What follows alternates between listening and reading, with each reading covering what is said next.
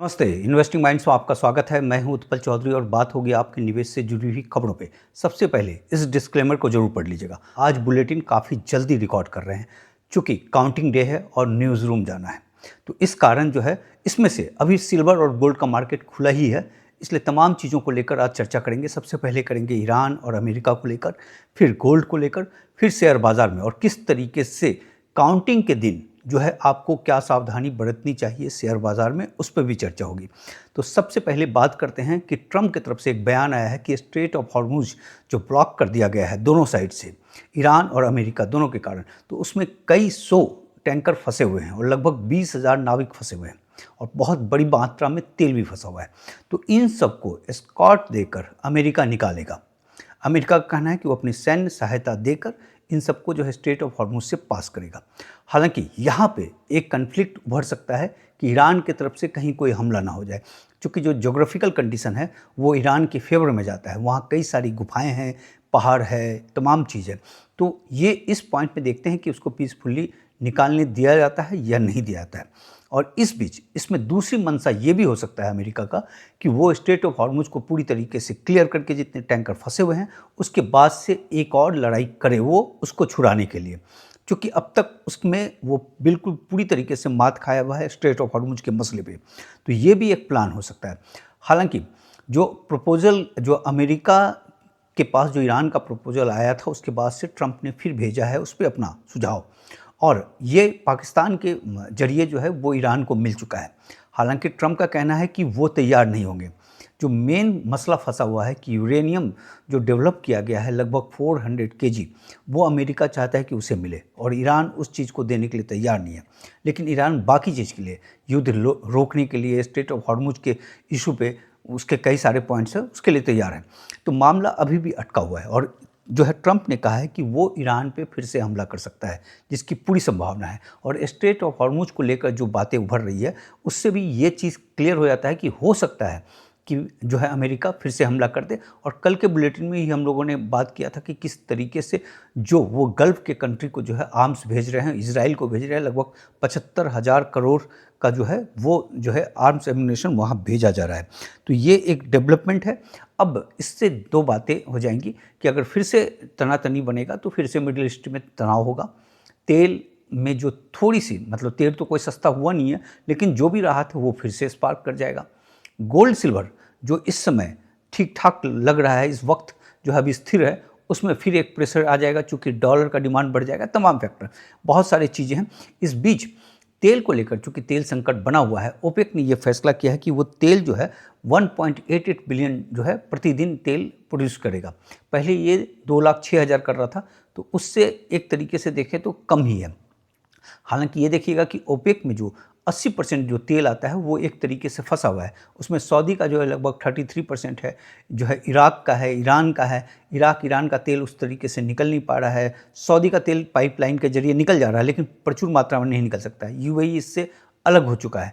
तो इसमें जो बाकी जो 20% बचते हैं, जिसमें नाइजीरिया हो गया, वेनेजुएला हो गया, क्योंकि वेनेजुएला से जो है तेल प्रचुर मात्रा में अभी लिया जा रहा है, भारत भी ले रहा है, बाकी जो है अमेरिका उसको धड़ाधड़ बेच रहा है। तो वो तेल का सप्लाई तो आ जा रहा है उस दर से। लेकिन जो स्ट्रेट ऑफ हॉर्मुज के कारण जो दिक्कत है या जो तेल का जो संकट है लगभग 12 मिलियन बैरल प्रतिदिन का, वो संकट पूरी तरीके से खत्म नहीं हुआ है और उसका असर जो है तेल की कीमत में देखने को मिलेगा। और इस समय WTI जो है 101 पे खुला है और ब्रेंट जो है वो 107.36 पे खुला है। अब ये देखना है दिन भर में क्या रहता है इसमें। अब हम लोग बात करेंगे कि गोल्ड को लेकर कि गोल्ड जो है 2008 के पहले जो इकोनॉमिक क्राइसिस आया था उसके पहले गोल्ड का बिहेवियर क्या था और अब क्या है और आने वाले समय में क्या रह सकता है। और आज मेंबरशिप ड्राइव में एक बहुत शानदार गोल्ड पे वीडियो डल रहा है। अगर आप देखना चाहते हैं तो उसको प्लीज़ ज्वाइन कर लीजिएगा। ज्वाइन करने के लिए आपको सिर्फ ज्वाइन बटन दबाना पड़ता है, एक चैप्टर खुलता है, उसके बाद अगर आपको मामूली 59 रुपीज़ पेमेंट करने के बाद आप उसमें आ सकते हैं और बड़े अच्छे अच्छे वीडियो मिलते हैं उसमें भी, यहाँ भी मिलते हैं, वहाँ भी मिलते हैं। अब जो 2008 के पहले गोल्ड क्या था, इन्फ्लेशन का हेज था कि जो इन्फ्लेशन हुआ, महंगाई बढ़ी, तो उसमें जो है गोल्ड खरीदो। करेंसी गिरा, गोल्ड बढ़ से जो है उसको बचाओ, है ना। उसके लेकर सेफ हेवन था, लड़ाई हुआ, युद्ध हुआ, तमाम चीज़ हुआ, तो गोल्ड जो है वो डर का एक एसेट्स था। स्टोर ऑफ वैल्यू था कि लॉन्ग टर्म में जो है वेल्थ बनेगा, स्टोरेज रखेगा जाएगा, लोग जमा करके रख रहे थे, तमाम ये चीज़ हो देखा जा रहा था। मतलब धन सुरक्षित करने का साधन था वो, और एंटी डॉलर एसेट्स था। लेकिन 2008 के बाद से कहानी बदल गई। 2008 के बाद से सेंट्रल बैंक की बाइंग होने लगी, जिस पे कि हम लोग वीडियो भी बनाए हुए थे कि 2008 से लेकर 2021 तक लगभग 350 मैट्रिक टन के आसपास गोल्ड खरीदा गया, और 2022 से अब तक जो है वो 1000 टन के आसपास खरीदता चला गया, जो है लगभग 4 साल से वही खरीदारी हो रही है। तो यहाँ इसका नेचर पूरी तरीके से बदल चुका है। मतलब टर्निंग पॉइंट हो गया 2008 का इकोनॉमिक क्राइसिस, क्योंकि उसके बाद से नोट बड़े छपने लगे, बहुत ज़बरदस्त। पहले उस तरीके से नोट नहीं छपते थे, लेकिन उसके बाद से इकोनॉमिक क्राइसिस के बाद फिर आप कोविड देख लीजिए, इन तमाम चीज़ों पे नोट ज़बरदस्त छपा। तो क्या हुआ कि ग्लोबल लिक्विडिटी एक्सप्लोजन हो गया, और यही नहीं कि अमेरिका ही छापा, हर देश ने छापा। तो पूरी तरीके से लिक्विड मनी आ गया, और गोल्ड का बिहेवियर धीरे धीरे बदलने लगा। अब ज़्यादा पैसा सिस्टम में आया तो गोल्ड का रेट ऊपर भागने लगा। फाइनेंशियल सिस्टम में जो ट्रस्टेबल एसेट्स था, उसमें बैंक जो है गोल्ड को बैलेंस शीट के तौर पे यूज़ करने लगी। वहाँ पे बैंक भी खरीदारी किया, सेंट्रल बैंक तो कर ही रहा था, बाकी भी जो है जैसे टर्की का बैंक जो है वो भी खरीदारी करता था, बाकी बैंक भी धीरे धीरे खरीदने लगे दुनिया का। ये चीज़ हो गया। जब अब क्या हो गया कि गोल्ड का नेचर चूँकि लिक्विड मनी के कारण बढ़ा था, जब लिक्विड की कमी होती थी तो गोल्ड को बेचा जाता था, तो क्राइसिस में गोल्ड गिर जाता है। ये चीज़ देखा गया, क्योंकि उसमें लिक्विड मनी का डिमांड हो जाता है। जो इस समय हम लोगों ने देखा था, जो गोल्ड गिर गया था 5600 से गिरकर 4100 के आसपास आ गया था, जो 27% के आसपास जो गिरावट हो गई थी, वो इसलिए हो गया था क्योंकि लिक्विड मनी का क्रंच हो गया था, और उसके कारण उसमें बिकवाली देखा गया। और साथ में डॉलर वाला जो मामला था वो था ही, और जो आपने जो डेरिवेटिव्स में जो मार्केट पर जो शॉर्ट पोजीशन लगा था, उस चीज़ को कुल मिलाकर लिक्विड मनी का पूरा खेल था, जिसके कारण गोल्ड में गिरावट देखा गया। अब वो सेंट्रल बैंक के लिए एक हिडन रिजर्व जो है रोल पे आ गया है, और सेंट्रल बैंक इसलिए वो खरीद रहा है क्योंकि अपने करेंसी को मजबूती देने के लिए, और अपने फॉरेक्स में जो है, जो पहले वो डॉलर रखते थे उसके साथ साथ जो है गोल्ड का भी वेटेज बढ़ाने लगे हैं। अब क्या हो गया कि कर्ज और उधारी अगर बढ़ता है, मतलब लिवरेज, तो गोल्ड अप जाता है। अब गोल्ड जो डिपेंड कर रहा है कम्प्लीटली क्यूएई पे, मतलब मनी प्रिंट पे, प्लस जो इंटरेस्ट रेट कट हुआ तो उस पर गोल्ड का रेट भागेगा, नहीं कट हुआ या बढ़ा दिया गया तो घटेगा उस पर। और बॉन्ड के रियल रेट्स पे, बॉन्ड का रियल रेट अगर ऊपर भागा तो गोल्ड नीचे जाएगा, नीचे गया तो वो जाएगा। हालांकि बॉन्ड में बढ़ने पे आने वाले समय में जो है, लंबे समय में फिर गोल्ड के लिए फेवरेबल होता है, लेकिन उस समय तात्कालिक उस पर वो दबाव डाल देता है, और बैंकिंग स्ट्रेस पे जो है गोल्ड का नेचर बदलता है।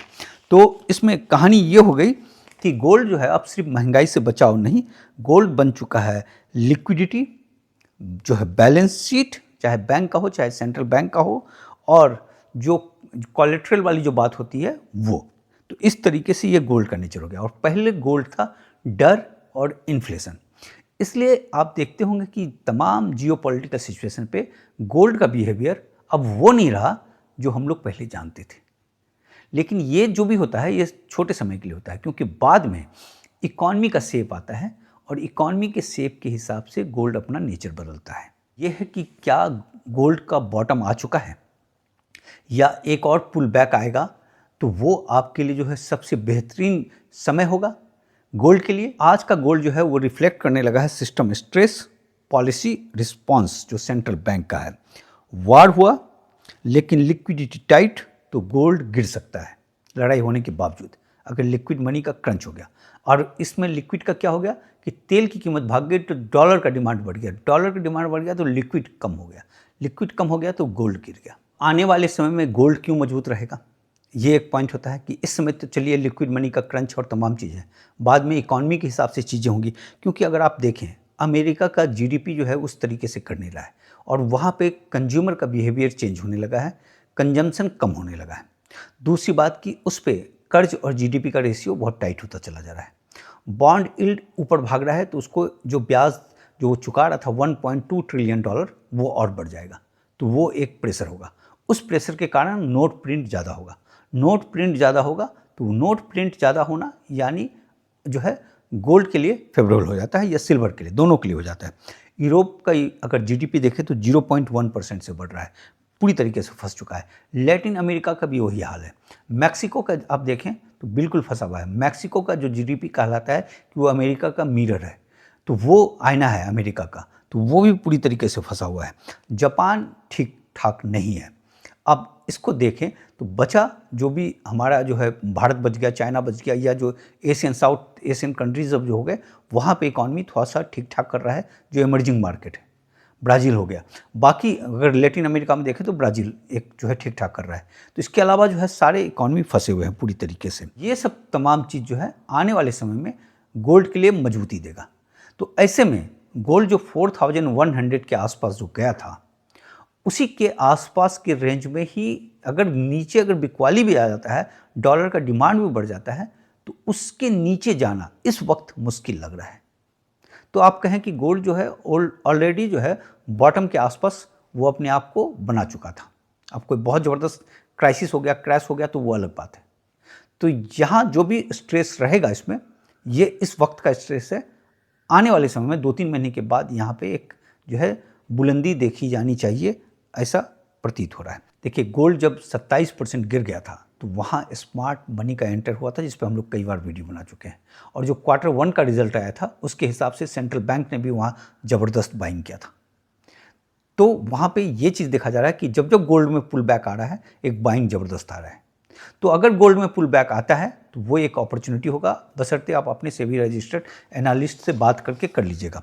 बाकी आज सिल्वर में कुछ खास है नहीं, क्योंकि जो है चुनाव के लिए जाना है, इसलिए थोड़ा सा वक्त की कमी है। तो फिर कल अच्छे से उसमें बातचीत करेंगे। बाकी जो गोल्ड इस समय खुला है वो 4619 पे खुला है, 0.29% की नरमी के साथ। और सिल्वर जो है वो 75.82 पे खुला है, उसमें भी हल्की सी नरमी है। अब सिल्वर में ये देखना है कि सिल्वर जो है, जो 78 है उसका रेजिस्टेंस, उसको किस तरीके से क्रॉस करता है। उसके बाद 80 है, और 70 से लेकर 80 के बीच सिल्वर काफ़ी मजबूत हो चुका है। अब इसकी कहानी 80 से लेकर 90 के बीच का है, और ये इस तरीके से स्टेप बाय स्टेप बढ़ता चला जाएगा, तो सिल्वर में मजबूती आती जाएगी। और सिल्वर में मजबूती इसलिए भी आना है क्योंकि डिमांड सप्लाई का खेल है, और वो उसको सपोर्ट कर रहा है। और कॉमिक्स का हाल हम लोग जानते ही हैं कि कॉमिक्स में कई बार हम लोग बात कर चुके हैं। तो इन सब चीज़ों को लेकर यहाँ पे एक मजबूती रहनी चाहिए। ठीक है, अब बात करते हैं हम लोग अपने शेयर बाज़ार में। देखिए, आज हमारे शेयर बाज़ार में जो है, हालांकि अगर रेजिस्टेंस और सपोर्ट देखें तो रेजिस्टेंस तो उसका 24,072 पे है, दूसरा 24,140 पे है, तीसरा 24,251 पे है। सपोर्ट जो है वो 23,850 पे है, दूसरा 23,781 पे है, तीसरा 23,670 पे है। लेकिन आज बाज़ार कंप्लीटली डिपेंड करेगा चुनाव पे, कि चुनाव में किस तरीके से रिजल्ट रहता है, बीजेपी का परफॉर्मेंस किस तरीके से रहता है। क्या बंगाल के किला को ढहा पाएगा बीजेपी? ये सबसे बड़ा सवाल है।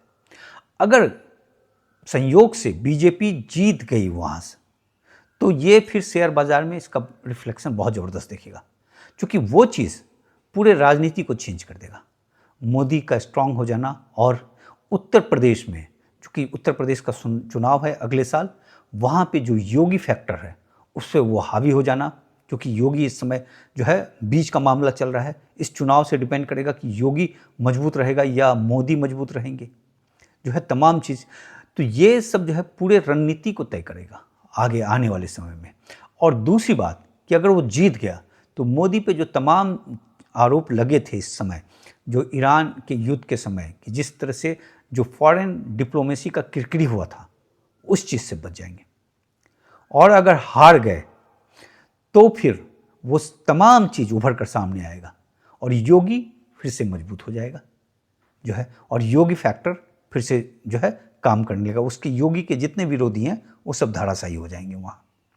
और दूसरी बात कि जो है ममता बनर्जी, वो चूँकि चौथी बार अगर बनेगी, तो चौथी बार वो बनने के बाद बहुत ज़्यादा दिन तक टिकेगी नहीं। वो अपने भतीजा को देकर वो भारत के पॉलिटिक्स पर आ जाएगी, इंडिया के दिल्ली वाले पॉलिटिक्स पर आ जाएगी, और इंडी अलायंस के लिए काम करने लगेगी।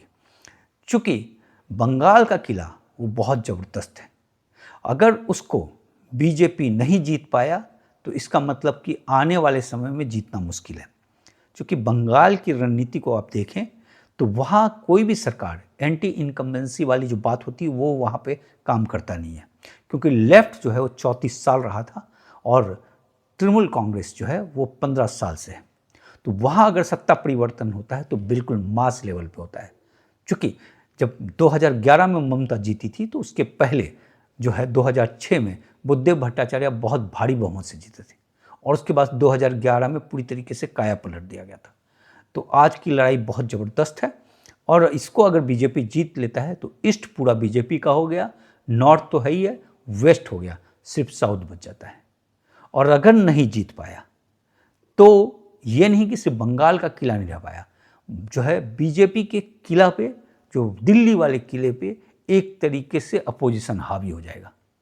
तो काफ़ी मेजर है आज का चुनाव का रिजल्ट और इसके हिसाब से पूरी रणनीति तय होगी और शेयर बाजार उसके हिसाब से फ्लक्चुएट करेगा कि क्या रहता है। और जो भी होगा बज शेयर बाजार का वो एक दिन का होगा, सिर्फ आज का होगा। कल शेयर बाजार फिर अपने जो उसका जो रिपोर्ट आ रहा है, जो क्वार्टर का जो रिजल्ट है उस पर करेगा और क्वार्टर का रिजल्ट इस समय अच्छा आ रहा है। अब अगला क्वार्टर किस तरीके से रहेगा वो नहीं कहा जा सकता, क्योंकि तेल संकट का कितना बड़ा असर पड़ेगा वो आगे देखा जाएगा, लेकिन इस वक्त एक दिन का बज होगा। और दूसरी बात कि जो चुनाव तो 8 बजे से होता है, लेकिन ईवीएम मशीन को खुलते खुलते 8:35 हो जाता है या 8:40 हो जाता है और आपको जो एग्जैक्ट रुझान जो है ईवीएम का वो 9 बजे से तेज आने लगता है। हालांकि 8:40 से शुरू हो जाता है, लेकिन 9 बजे के 10 के बाद, 9:10 के बाद या 9:20 के बाद से आपको एग्जैक्ट फिगर दिखने लगता है, जब जो है मार्केट खुलता है जिस वक्त, उस वक्त मतलब या 9:30 तक कहिए कि वहाँ तक आपको एग्जैक्ट फिगर दिखने लगता है। इसके पहले जो होता है न्यूज़ चैनल में वो पोस्टल बैलेट पे होता है और पोस्टल बैलेट का कोई कैलकुलेशन किसी के पास नहीं होता, तो सब अंदाजे मारते हैं। जो आप देखते होंगे सब न्यूज़ रूम के अंदर फीडिंग होता है और उसके हिसाब से चीज़ों को बढ़ाया जाता है और एग्जिट पोल के हिसाब से वो कर देते हैं या बीच में लेके चलते हैं। कभी टीएमसी को जिता देंगे, कभी बीजेपी को आगे बढ़ा देंगे। तो इस तरीके से चूँकि उनको जो डाटा जो है वो आता नहीं है, जो है जब इलेक्शन कमीशन से जो डाटा आना शुरू होता है वो देर से आता है। चूँकि 8:35 के आसपास ईवीएम ही खुला, कहीं कहीं 8:15 पे खुल गया थोड़ा बहुत, लेकिन जो मास जो है वो 8:35 के आसपास खुल जाता है। तो इस बीच न्यूज़ को चलाना कठिन हो जाता है, तो वहाँ पे छापेबाजी होती है। न्यूज़ रूम के अंदर जो है सारे एडिटर मिल के छापते हैं जो है, तो उसमें जनता गुमराह हो जाती है। जनता उसके बाद पोजीशन ले लेती है ये सोचते हुए कि मार्केट में फलना सरकार गिर रहा है। तो आप देखेंगे बहुत बार जो है, और कभी बहुमत नहीं दिलाएंगे, वो बहुमत के आसपास ले जाकर वहाँ रोक देंगे, उसके बाद किरकी हो जाएगी ना, क्योंकि पोस्टल बैलेट में जब खुलता है तो बहुत तेज देखिएगा, भागेगा 8-10 तक में लगेगा कि आपको 50 सीट हो गया, 100 सीट हो गया, 8 जो है वहाँ पे 200 सीटों के आसपास 8:30 तक हो गया, तब तक ईवीएम का काउंटिंग आया नहीं है। तो इसलिए वहाँ वो सावधानी रखिएगा जो है। तो वो जैसे एग्जिट पोल में झोल होता है उसी तरीके से जो है 9 बजे तक जो है न्यूज़ रूम में झोल होता है। तो उस झोल के चक्कर में शेयर बाज़ार पे पोजीशन मत ले लीजिएगा। ये उसके बाद से 9:15 के बाद से आपको ठीक ठीक आने लगेगा।